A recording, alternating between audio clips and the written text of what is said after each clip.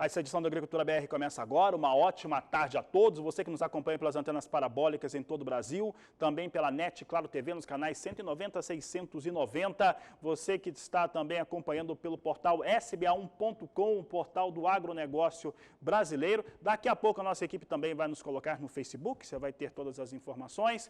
E você acompanha também em sinal aberto o Agricultura BR no estado do Mato Grosso do Sul, pela TV Imaculada Conceição, além da NEL TV no Paraguai e aqui no Brasil. Sejam todos bem-vindos. Começa o programa de hoje falando a respeito da recuperação de rebanho de suínos na China, que foi até um pouco maior do que aquela que a maior parte dos analistas esperavam. É o que você confere agora na reportagem. De acordo com o Escritório Nacional de Estatísticas, a produção de carne de porco da China em 2020 caiu 3,3% se comparado com o ano anterior, para 41,13 milhões de toneladas. Nada mal após ter desabado 21% em 2019. A expectativa é que a queda de 2020 fosse algo entre 10% e 15% no ano passado, em fator da peste suína africana, que devastou o rebanho suíno chinês. Recebemos as notícias de que a produção chinesa foi confirmada em 41 milhões de toneladas, um pouco maior daquelas 36 a 38 que era o que se previu nas grandes consultorias, a FAO e o OCDE, para a produção da China em 2020. Mas é importante lembrar para o nosso produtor de que a China em 2018 consumia aproximadamente 54 milhões de toneladas, um número bem superior ao que foi anunciado agora pelo governo chinês de 41 milhões. Isso demonstra que ainda há muito espaço para que a gente tenha que complementar a produção local, chegando a níveis normais de consumo como sempre foram. Em outubro do ano passado, as importações caíram para uma baixa de 8 meses depois que os chineses passaram rigorosos testes, preocupados com a presença do vírus de Covid-19 em remessas de alimentos congelados. Embora a OMS diga que a probabilidade de contrair o novo coronavírus em alimentos congelados é baixa. Os estoques de porcos para a reprodução na China haviam caído cerca de 60% em meados de 2019, depois que a doença atingiu fortemente o país na metade de 2018. Para este ano, o analista de pecuária sênior da Rabobank prevê que as importações de carne suína da China podem cair até 30%, à medida que os esforços de recuperação aumentam. Os chineses encontraram uma maneira de controlar a doença lá mais rapidamente, mesmo sem ter a vacina, né? Que foi através da testagem de animais, eliminação de animais dentro dos rebanhos, né?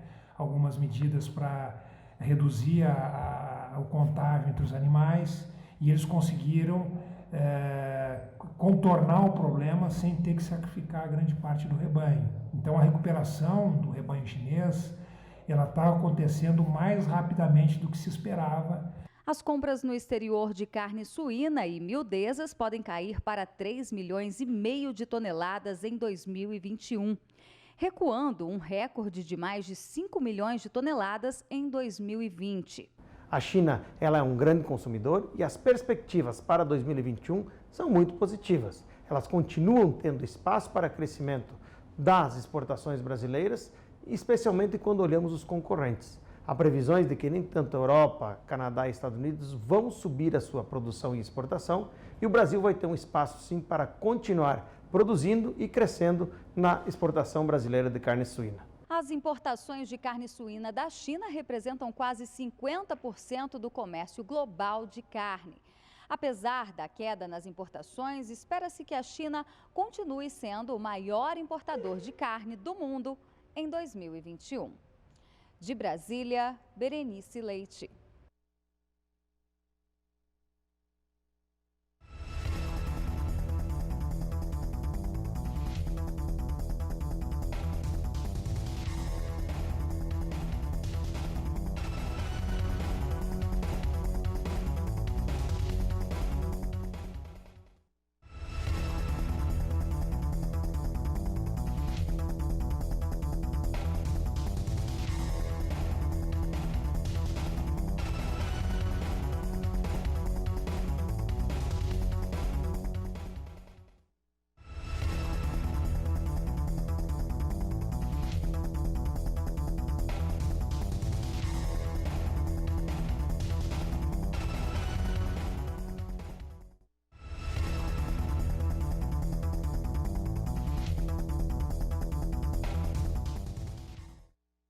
E hoje mais cedo o Departamento de Agricultura dos Estados Unidos divulgou vendas de exportadores privados norte-americanos de soja e também de milho, mostrando que o fundamento demanda sobre soja continua em alta.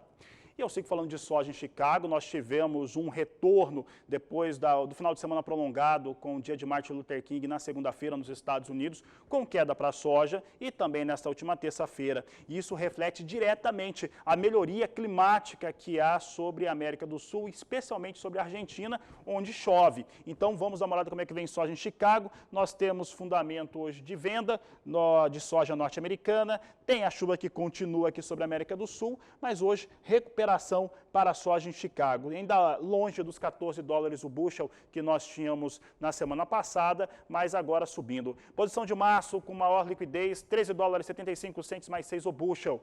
Posição de maio, $13,73 mais 6 o bushel, são os negócios que destaco agora com soja em Chicago. Posição de julho, $13,57 mais 2 por bushel, posição de negócio aqui para Chicago, também em alta, e a posição de agosto quase na estabilidade, a $13,12 mais 4 por bushel, são os negócios com soja em Chicago que eu trago agora aqui no Agricultura BR.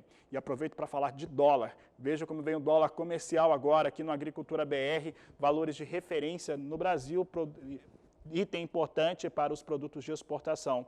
Neste momento, o dólar comercial a R$ 5,36 mais 6 é o que nós temos, com alta de 1,02%.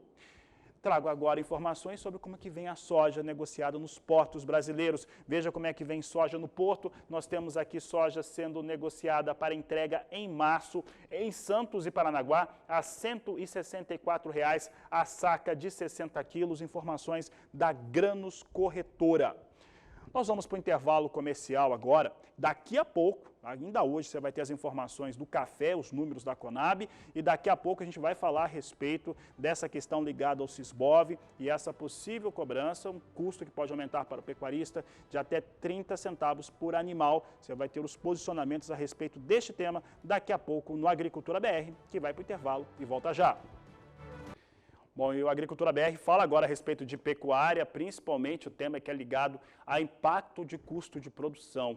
Tenho falado desde o começo desse ano aqui nas nossas edições do Agricultura BR, na madrugada, agora no meio-dia e também na edição das 16 horas, que falamos mais de mercado financeiro e também agrícola, a respeito desse fator, né, redução de custo. E a informação que nós tivemos agora, nesse mês de janeiro, é algo que traz preocupação principalmente para os pecuaristas que têm o seu rebanho inscrito no Sisbov.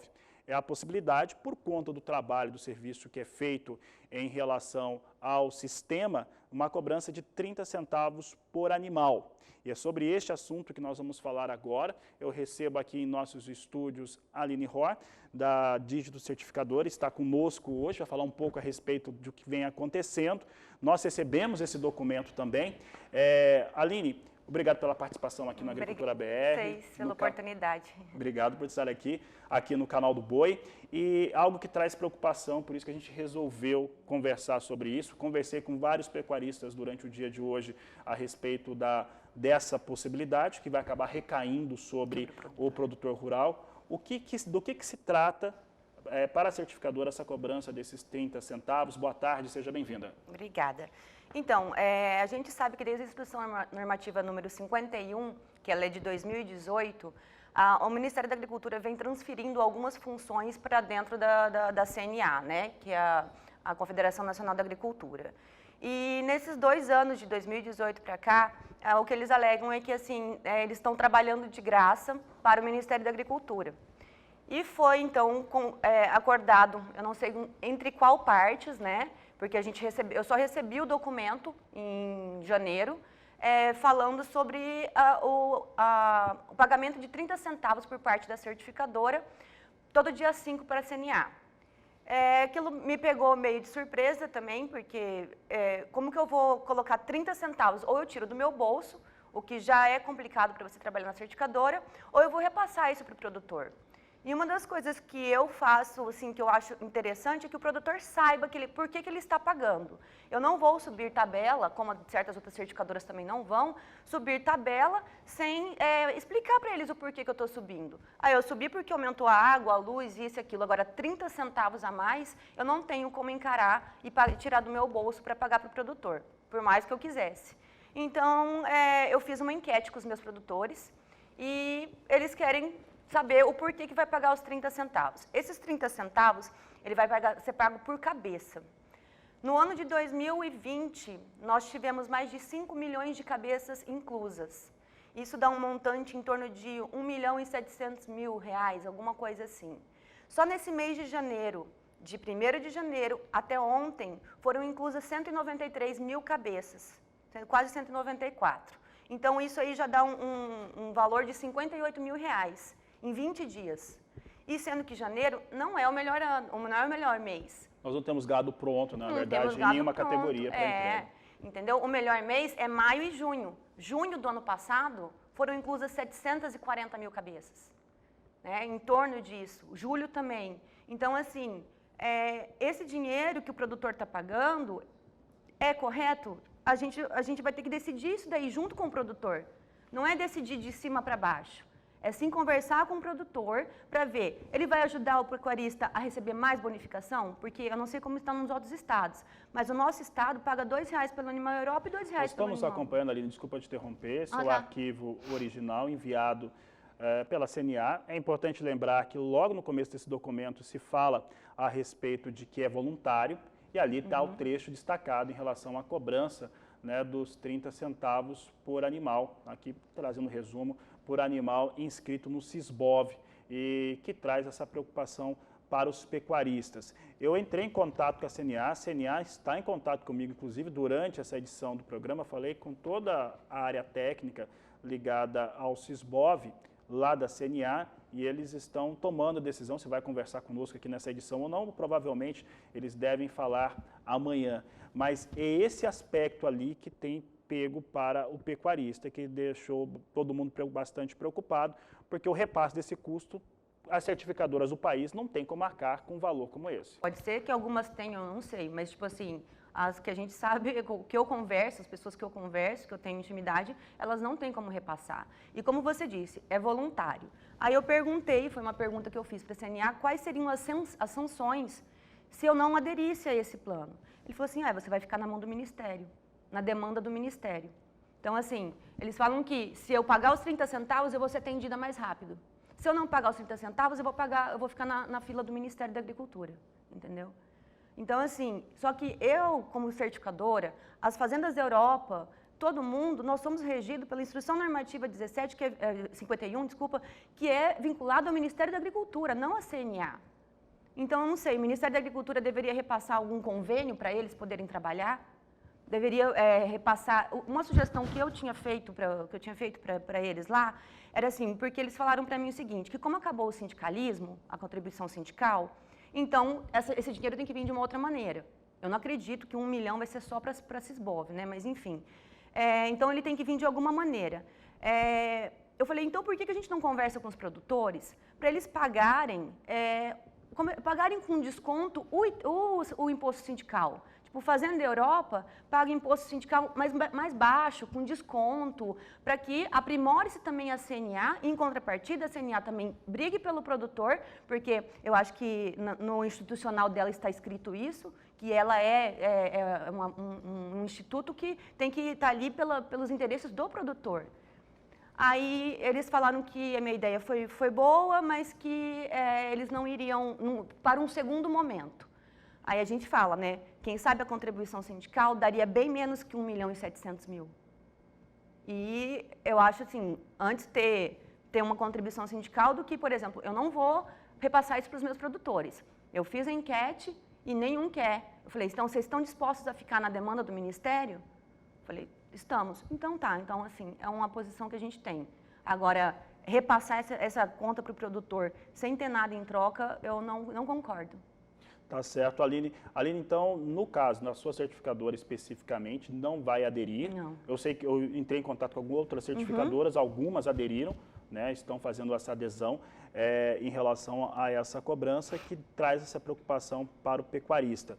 Tem algum posicionamento que você gostaria de colocar, Aline? Não, eu acho só que os produtores, eles precisavam saber disso, né? Porque eu não posso assinar um termo, que é o que vocês passaram ali, eu vou assinar um termo e vou repassar esse dinheiro essa conta para o meu produtor. Ou então que, talvez, eles tinham sugerido que 20 centavos a certificadora ia pagar e 10 centavos a empresa de brinco. Então, o produtor tem que pensar que vai cair sobre o preço dos brincos também. Vai ter aumento de preço de brinco, se isso foi acordado, né? Agora, os 30 centavos, eu não concordo com isso. Eu acho que tem que ser conversado de uma outra maneira. E todos os meus produtores também estão me apoiando, graças a Deus, porque a gente quer fazer uma coisa transparente. Não um termo de adesão que venha no e-mail da certificadora. Entendeu? Todos eles já receberam, todos os produtores já receberam, eles sabem o que é. Então, assim, eu conto com o apoio dos produtores aí para ver que a gente está tentando lutar por eles, de alguma maneira, né? E estamos à disposição. Tá certo, Aline Rohr, quero agradecer a sua participação aqui no Agricultura BR, falando a respeito dessa questão. Uma boa tarde a você, obrigado. Obrigada. Eu vou continuar nesse tema, eu já tinha, durante essa edição do Agricultura BR, eu sei que o pessoal da CNA está nos acompanhando, já tinha a confirmação que eles não participam hoje, vão participar nesta próxima sexta-feira aqui do Agricultura BR para explicar o posicionamento deles. E sobre esse tema que estávamos falando aqui com a Aline e que vamos conversar nesta sexta-feira com a CNA, eu conversei com pecuaristas que têm seus animais dentro do sistema, dentro do Sisbov. E um desses pecuaristas veio aqui até o estúdio, um pouco antes dessa edição da Agricultura BR começar, e eu gravei essa entrevista. A pecuarista Ana Paula Santin. Ana Paula Santin tem propriedade no interior do Mato Grosso do Sul, na região de Ribas do Rio Pardo, e se posicionou em relação ao que vem acontecendo, ou que a sua preocupação sobre os custos de produção para esses animais rastreados. E sobre este tema, eu sigo trazendo aqui informações a respeito da questão do Sisbov e essa possível cobrança de 30 centavos por animal dentro deste sistema. Para falar a respeito deste assunto, eu recebo agora a pecuarista Ana Paula Santin, do Mato Grosso do Sul, que tem animais cadastrados, e quero agradecer a sua participação, Ana Paula, porque esse fator traz alguma preocupação aí para o pecuarista que trabalha com esses animais no Sisbov. Qual tem sido a sua avaliação a respeito disso, que em princípio parece que vai trazer um custo de produção maior? Boa tarde, seja bem-vinda. Boa tarde. Primeiro, obrigado pela oportunidade de estar aqui falando como pecuarista, abordando o nosso ponto de vista a respeito desse aumento aí de 30 centavos. É uma preocupação que trouxe um pouco de dificuldade para a gente ver o que realmente nos iria trazer esses 30 centavos a mais. Porque a gente não tem que ver só o lado de que, poxa, nós estamos colocando mais 30 centavos a respeito de um sistema que para nós vai continuar o mesmo, sabe? Então, o gasto nosso vai ser o mesmo, toda a maneira como nós mexemos com o gado, toda a parte de rastreabilidade, não vão ter mudanças significativas? Ou nós devemos primeiro ter um aporte sobre o que será esses 30 centavos que nós teremos que pagar a mais? Então, isso traz muita preocupação, porque já não é uma coisa barata e nem simples de se fazer uma rastreabilidade. Ana Paula, em relação ao que você, como pecuarista, tem ganho para os animais exportados para a Europa, nas cotas que elas existem, como a cota Hilton, quanto que vocês têm recebido por ela? Bom, há muito tempo a gente se mantém recebendo R$2 de Trace e R$2 do Hilton.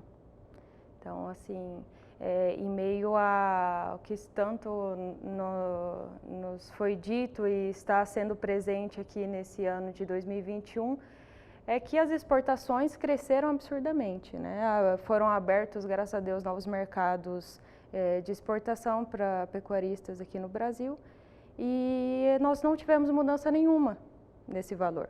Então, nos continuou sendo pago esses R$2 de Trace, R$2 de Hilton, sem maiores especulações, se iria aumentar, se nos ia ser mais valorizados, e aí como que não fomos valorizados por isso e de repente ainda temos que pagar mais 30 centavos pela rastreabilidade? Então, assim, isso é um ponto que talvez deveria ser o inverso, né? Por que não nos pagar pelo menos 50 centavos a mais?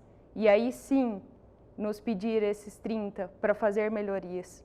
Aí eu acho que talvez, como pecuarista, eu entenderia um pouquinho melhor. Agora, nesse ponto em que foi nos dado essa surpresa de 30 centavos, de repente, sem mais nem menos, já é um pouquinho difícil. Ana Paula, e esse ponto desses 30 centavos para animal é na certificadora, né? Para a certificadora vai ter que recolher 30 centavos a mais de maneira espontânea, né? De acordo com as informações da Confederação Nacional da Agricultura. O fato é que isso deve ser repassado diretamente para o pecuarista, esse custo de produção, porque provavelmente as certificadoras não têm como conseguir arcar com esse custo. Você acredita que, se é necessário essa regulação, esse pagamento deveria ser feito na cadeia produtiva, ou seja, começando da indústria, para ter uma resolução, né, uma dissolução desse custo novo dos 30 centavos? Esse é o ponto que justamente me preocupa. Por que o pecuarista, mais uma vez, tem que arcar com isso?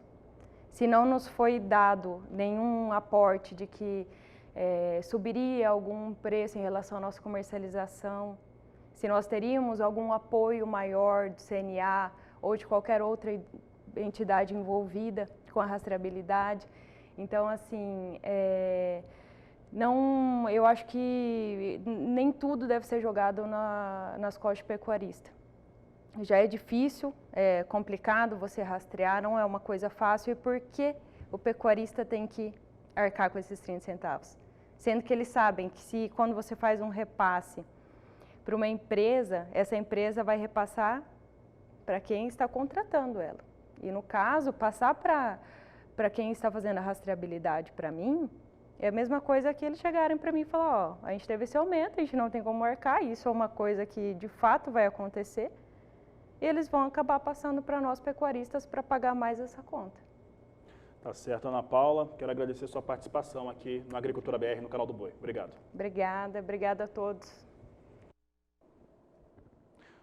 Bom, e nós vamos continuar falando desse tema nas próximas edições do Agricultura BR, também nesta sexta-feira. Vamos conversar com outros pecuaristas e certificadoras. Hoje, durante o dia, eu conversei com a área técnica da CNA para ter essas explicações. A CNA informou que vai se posicionar sobre o tema, provavelmente nesta sexta-feira, na segunda edição do Agricultura BR. As entrevistas que aconteceram hoje sobre o assunto Sisbov, assim como todo o programa, você pode acessá-las logo ao final dessa edição no YouTube, no Facebook e nas demais mídias sociais do Canal do Boi. A seguir no Agricultura BR, eu falo sobre o investimento no estado de Goiás, da usina São Martinho, para a produção de etanol a respeito de milho. Também vamos acompanhar como é que vem Chicago para o cereal e ainda hoje os números para o café no primeiro levantamento da Conab da safra 2021. Eu vou para o intervalo e volto já.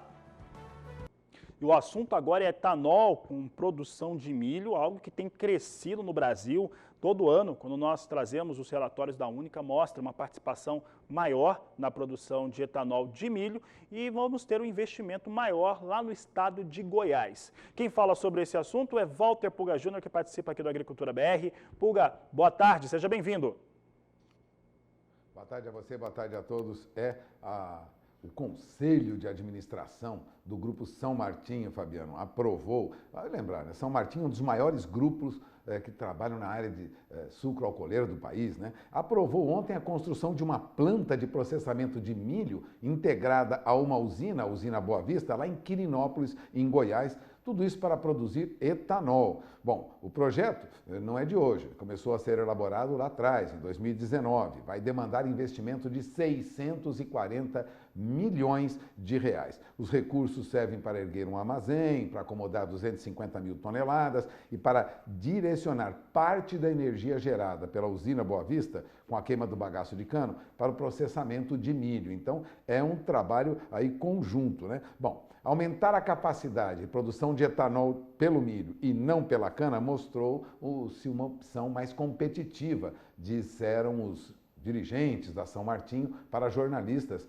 ontem, né? E isso foi destaque, aliás, no Jornal Valor Econômico de hoje. Mas passou pelo teste de avaliação da diretoria do São Martinho. Isso é muito importante, porque o preço do milho disparou no mercado nos últimos meses. Mesmo assim, nos testes financeiros para estudo de viabilidade, que exigem que pelo menos a rentabilidade seja 20%, Felipe Vicchiato, que é diretor financeiro de relação com os investidores, disse que o projeto passou assim mesmo com o milho em alta. Agora, a São Martinho conseguiu encaixar o etanol de milho dentro de um benefício fiscal lá em Goiás, que a unidade já tem, que é aquele programa Produzir lá de Goiás. Bom, pelo contrato que a São Martinho tem com o Estado, a usina terá direito ao benefício para o etanol equivalente à moagem de 8 milhões de toneladas de cana, 700 milhões de litros por ano. Isso vale até 2032. Lógico, com isso foi possível viabilizar o projeto. Agora, a maior parte das usinas de etanol do Brasil, de milho, né, elas operam, foram construídas com capacidade para 500 mil toneladas de milho por ano. É o caso desta da São Martinho. A tecnologia de conversão é acima da média e vai permitir aí obter 210 milhões de litros por safra. Isso amplia em 50% a capacidade da usina Boa Vista, lá em Quirinópolis, que vai passar dos atuais 420 milhões de litros para 630 milhões de litros de etanol. Agora, importante também é que aumenta naquela região de Quirinópolis, em Goiás, a oferta de DDG para a pecuária. Aliás, a empresa conta com isso para aumentar seu faturamento, viu? Quando a planta estiver operando normalmente depois de 2023, em 330 dias por ano aproximadamente, a São Martinho espera uma receita de 750 milhões de reais por ano. Uma parcela disso, 250 milhões, deverá ser obtida através de DDG, fornecimento aí desse alimento, né, desse complemento para a alimentação da pecuária, né, farelo seco. E também com óleo de milho, né? A companhia vê demanda crescente por DDG na região, segmento que já é conhecido dessa empresa. Bom, a expectativa é de que nós tenhamos aí a ampliação, ou melhor, a implantação desse processo rapidamente depois da aprovação do Conselho da São Martinho. Goiás agora vai ter processamento de milho para a produção de etanol, viu, Fabiano? E em grande quantidade. É com você. Tá certo, Walter Puga, obrigado pela participação aqui no Agricultura BR. E eu trago agora cotações de mercado, veja como está a cotação do milho.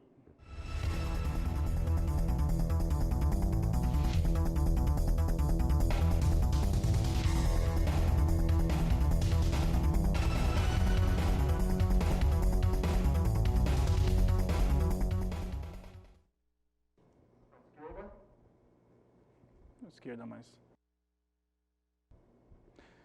E o Agricultura BR traz agora as informações e os negócios com milho lá na Bolsa de Chicago. Veja como é que vem as posições negociadas neste momento. Nós temos aqui milho em recuperação nesta quinta-feira. Assim como acontece com soja, depois de 2 dias de queda, milho sobe. Posição de março, $5,26 mais 6 o bushel. Maio, 5,28 mais 6. Julho, a $5,24 o bushel. E a posição de setembro, a $4,75 mais 6 por bushel. São os negócios que trazemos agora com milho na Bolsa Norte-Americana de Chicago. Nós vamos para o intervalo comercial. Daqui a pouco vamos falar sobre as informações do primeiro levantamento da safra 2021 para o café brasileiro, detalhes para o arábica, o Conilon e também entrevistas com os responsáveis da Conab, é o que você confere daqui a pouco, depois do intervalo. E hoje mais cedo, a Companhia Nacional de Abastecimento divulgou os números do primeiro levantamento para a safra de café 2021. Na oportunidade, o diretor Sérgio Desen comentou questões ligadas ao mercado e também como que foi o ano de 2020 em relação à alta procura, demanda pelo produto brasileiro. A gente tem uma situação, né? A gente vem de um período que nós nunca tivemos históricos, né? Nós estamos vivendo um momento de pandemia onde todas as economias do mundo foram afetadas. Num primeiro momento, a gente tinha a visão de que alguns tipos de produtos agrícolas, não só o café, mas o algodão, que não são gêneros alimentícios de primeira necessidade, pudessem sofrer impactos negativos diante da pandemia. Por quê? Porque a população retrai o consumo de alguns tipos de bens, e dentre os quais o café poderia estar nesse rol de produtos. No entanto, como uma grata surpresa para todos, isso não ocorreu. Pelo contrário, tivemos preços internacionais convidativos. Lógico, isso também é movimentado por uma taxa de câmbio, né, bastante favorável. O fato do Brasil ser um dos países que tem ao longo da história atraído grandes investimentos, dado que a economia brasileira ela é uma economia grande, diversificada e extremamente competitiva no âmbito internacional, faz com que muitas poupanças internacionais de vários países aportem no Brasil, buscando essas oportunidades de investimento. E foi estimado pela Conab, os números foram divulgados hoje, uma estimativa de safra de 43 milhões e 800 mil sacas até 49 milhões e 500 mil sacas. É o intervalo esperado neste primeiro levantamento da Conab, o que representa uma queda de pouco mais de 30% até 21% de queda frente à safra passada. Isso se dá por conta da bienalidade negativa para o café, que atinge principalmente o arábica, que é a variedade mais cultivada no Brasil. Vamos ver então os números em relação à produção de café geral aqui no país. Você tem aqui o primeiro levantamento da Conab, trazendo um intervalo de produção, como eu disse, de 43 milhões e 800 mil sacas até 49 milhões e 500 mil sacas. A variação negativa de 30,5% a 21,4%. Esses são os dados aí em relação à produção geral de café no Brasil. E o superintendente de informações da Conab, o Cleverton Santana, comentou essa produção. Veja. O café arábica e o conilon, eles estão com uma estimativa somada em torno de 43,8 a 46, praticamente, milhões de sacas. O arábica é o mais influenciado pela bienalidade negativa, por isso uma redução, e vocês vão ver os detalhes mais na frente. Então, deve ter uma safra entre 29,7 e 33 milhões de sacas, com Minas Gerais sendo o maior estado produtor de café arábica, seguido de São Paulo. O conilon, ele terá uma produção em torno de 14 a quase 16,6 milhões de sacas. O conilon, o Espírito Santo, é o maior estado produtor de café conilon no país, seguido de Rondônia e depois Bahia, e esses dois estados já estão com uma produção muito próxima. E como citado pelo Cleverton, em relação ao café arábica brasileiro, que é onde tem o maior impacto da bienalidade negativa do ano de 2021, é um momento em que se tem uma concentração maior dos cafezais na produção de ramos e não de frutos, é por isso que reduz ali a produção de frutos. A queda frente ao ano passado, frente à última safra, fica entre pouco mais de 32% até 39% de recuo no café arábica. Veja os números comigo, nós trazemos aqui os dados do primeiro levantamento, agora só para café arábica, a principal e a maior variedade no Brasil. O ano de 2020 teve uma produção de 48 milhões 770 mil sacas. O intervalo esperado para 2021 é entre 29 milhões e 700 mil sacas até 32 milhões e 900 mil sacas. Dá para ver uma diferença grande aí. Na melhor das hipóteses, você tem aí uma queda em relação aos números de produção em 16 milhões de toneladas, 16 milhões e 200 mil sacas de café. A variação, portanto, ela será negativa de qualquer forma, entre 32,4% até 39,1%. Essa é a variação esperada em relação a café arábica aqui no Brasil. Cleverton Santana comentou aí os dados do arábica. Veja. A arábica é a cultura mais influenciada pela bienalidade positiva e negativa. Estamos em ano de bienalidade negativa, naturalmente são produtividades menores, porque a planta está mais focada em produzir ramos do que produzir grãos, mas, aliado a isso, as condições climáticas derrubaram ainda mais a estimativa de produtividade, e a gente chega numa produtividade estimada com queda entre 25% e 33% em relação ao ano passado. Isso dá uma produtividade abaixo de 23,9 sacas por hectare. Consequentemente, redução na produção. Então, Tanto nós temos menos área produzindo nessa safra, porque grande parte está em formação, não está em produção, isso já reduz o volume de produção, e a bienalidade negativa, aliada às condições climáticas desfavoráveis, reduziram a oferta de café arábica para próximo de 29,7 a 33 milhões de sacas, como eu comentei, limite inferior e superior da produção total. Já no caso do café Conilon, o primeiro levantamento da Conab aponta para um possível recorde. Pela primeira vez, pode ser que o Brasil tenha uma produção acima de 16 milhões de sacas de café Conilon. É o que nós mostramos agora no Agricultura BR. Você tem aqui comigo os dados do primeiro levantamento só para o café Conilon, agora isolado. Você tem aqui o ano de 2020 com uma produção de 14 milhões e 200 mil sacas de café Conilon. Para 2021, o intervalo esperado é entre 14 milhões e 100 mil sacas até 16 milhões e 600 mil sacas de café. Então, ali pegando o intervalo na máxima, nós podemos ter aí um número acima de 16 milhões de sacas, o que seria inédito no Brasil. Com isso, a variação esperada para a produção de café Conilon, quando comparado à safra anterior, é de uma queda de 1,2%, caso se confirme o intervalo da mínima, né, ao limite de mínima, ou até 16% de alta, se considerar a máxima aqui que foi classificada pelos técnicos da Conab. Bom, e para encerrar, Cleverton Santana faz esse comentário ali a respeito do café Conilon brasileiro. Café Conilon, ele tem um movimento diferente do arábica. Nos últimos anos se perdeu muita área. Duas razões principais. A principal dela é que há um movimento de melhoria no pacote tecnológico no Conilon. A gente vem falando isso nos últimos anos.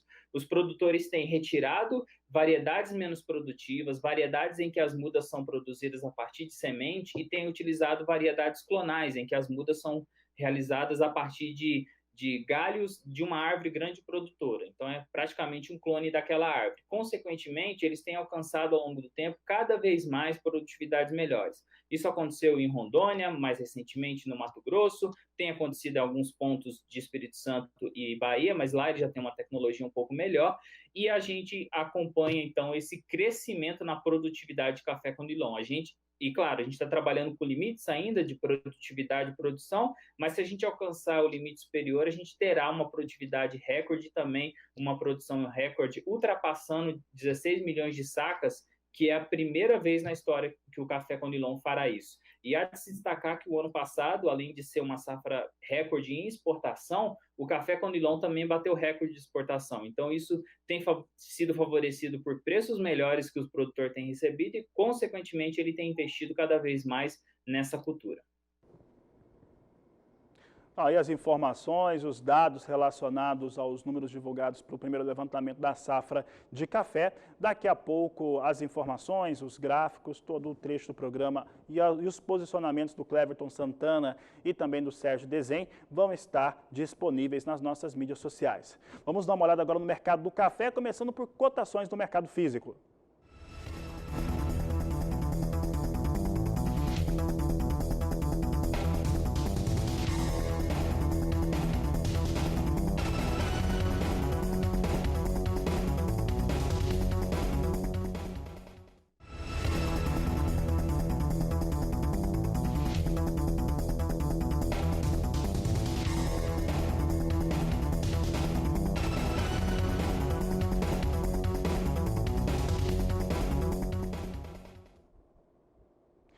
E vamos dar uma olhada agora como é que vem o mercado futuro do café arábica negociado na Bolsa de Nova York, na plataforma Ice Filters. Nós temos aqui café que vem de uma quarta-feira de altas, registrando pequena elevação no dia de hoje.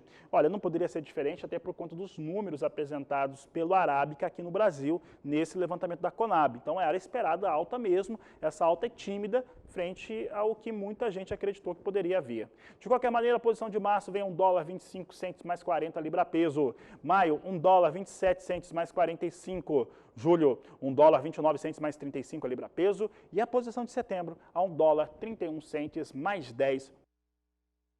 A Agricultura BR ela vai encerrar agora, porque você tem um grande evento por aqui, tem mais um grande leilão, que já está quase na hora dele, por isso a gente está encerrando um pouco mais cedo.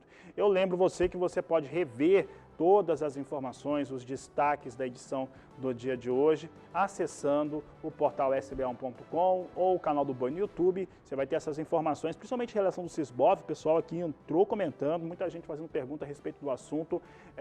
Pode entrar, você vai ter as informações, as entrevistas da Aline, da certificadora, e também da Ana Paula, pecuarista, que tem animais no Sisbov, e a preocupação com esse possível aumento de custo sobre essa operação. Nós devemos ter o posicionamento da CNA somente nesta sexta-feira aqui no Agricultura BR.